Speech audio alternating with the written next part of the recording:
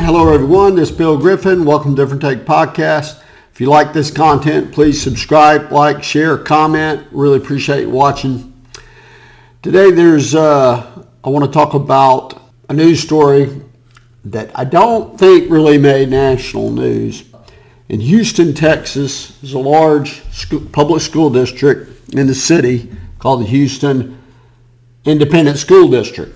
And it has been taken over by the state of Texas for their failing schools. So there's law in Texas that was passed several years ago, and there is precedence for this. Doesn't happen very often, but the Department of Education in the state of Texas has taken over the school system, and they're going to put in a new school board. So this is a headline from Salon magazine. Salon is a left-wing, far left, so I chose this purposely. Headline: outrage over Texas plan to take over Houston's independent school district. Quote, "This is a dark day," end quote. Politically motivated takeover will worsen inequities and disenfranchise Houston voters, critics say. And this is published March 16th, 2023. This is a excerpt from this article, and it reads, after a prolonged legal battle and weeks of speculation, the Texas Education Agency on Wednesday confirmed it's removing Houston Independent School District's democratically elected school board and superintendent, effectively putting the state in charge of its largest school district. Houston ISD, with 276 schools and an enrollment of nearly 200,000 students, will now be the largest district the agency has taken over since 2000, when it first intervened in a struggling school district. Superintendent Millard House, the second, and the current school board will finish out the school year, but the TEA will replace them after June 1 with a board of managers. The TEA commissioner decides how long the board is in place. Usually sort of takeover has lasted 2 to 6 years. So one thing that the article doesn't say, they don't refute the fact that the schools are failing. They're horrible schools. Along comes Sheila Jackson Lee. She's a congresswoman, been there a long time in Houston, and this is an excerpt of a letter I'm going to read. 26 members of Congress are petitioning the federal government to stop this takeover. So they sent a letter to President Biden, and this is an excerpt of the letter. Quote, "That is why I, along with my colleagues, sent a letter today to President Biden and United States Department of Education Secretary Miguel Cardona, calling upon them to take immediate action to investigate the alarming and apparent systemic and discriminatory state takeovers of public and private programs receiving federal funds from the United States Department of Education throughout the state of Texas. It is imperative that there be some form of federal intervention immediately to prevent a takeover of HISD because of the detrimental impact on a predominantly minority school district that is a recipient of major federal funding." So the logic there is the local school board is horrible. It's kind of common sense why they're so horrible, but they've done a horrible job in administering and managing the school. Students they're not learning. I'll get into why I think that's happening. The answer is, for Sheila Jackson Lee and members of Congress, is the federal government ought to step in. So the state has had this law on the books for quite a while.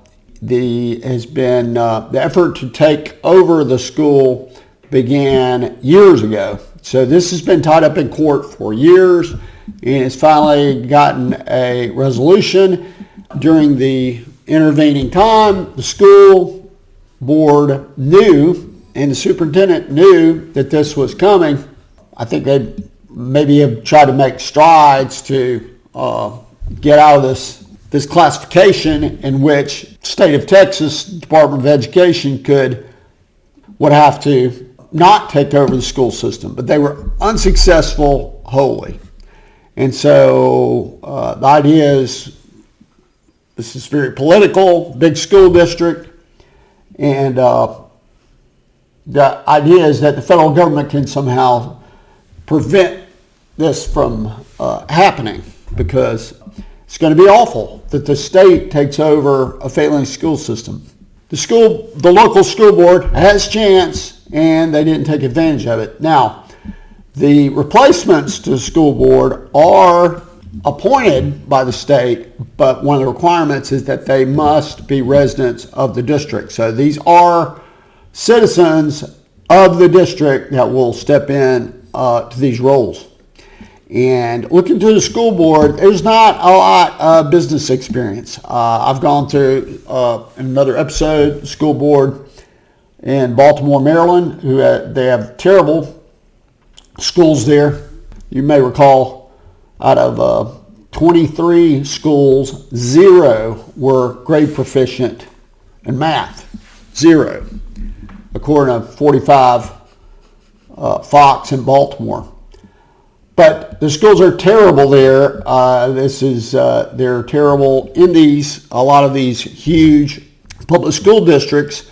And the reason is this focus on achieving equity and the woke agenda, which means restorative discipline practices equals lots of violence in school. So how students learn if they're worried about having to avoid some sort of physical altercation or fight and all manners of classroom disruption.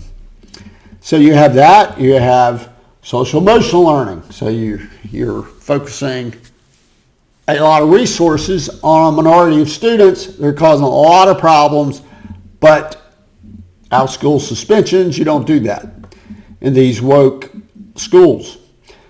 Diversity in hiring practices. You have to have diversity. You have to have proportionality, equity. So therefore, you're not hiring the best teachers. You're hiring if they check boxes. And the woke agenda is causing a lot of these schools or students. The result is the state of Texas takes over the school system. The focus isn't on reading, writing, mathematics, science. The focus is on all sorts of other things that have nothing to do with student learning.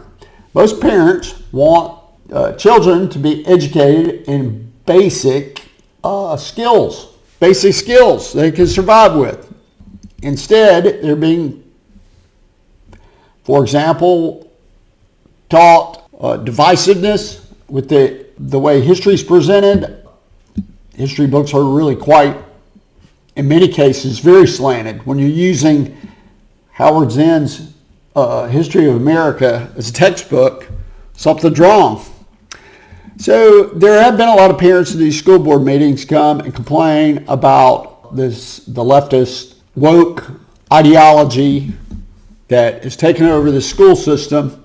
Now the state has come in and they're going to shake things up, and everybody is horrified after years of trying to get these schools turned around. So that's what's happening in the Houston Independent School District. This is a very similar story to what's happening in Baltimore. It is coming to Gwinnett County, which is similar size to the Houston public school system. Gwinnett County, Georgia, as I said, similar size. Woke board, they are woke superintendent, and they are very much pushing these same failing policies. The same thing is going to happen here. So that's my episode today. If you like content, please subscribe, like, share, comment. I'd like to hear from you. Really appreciate you watching. Thank you.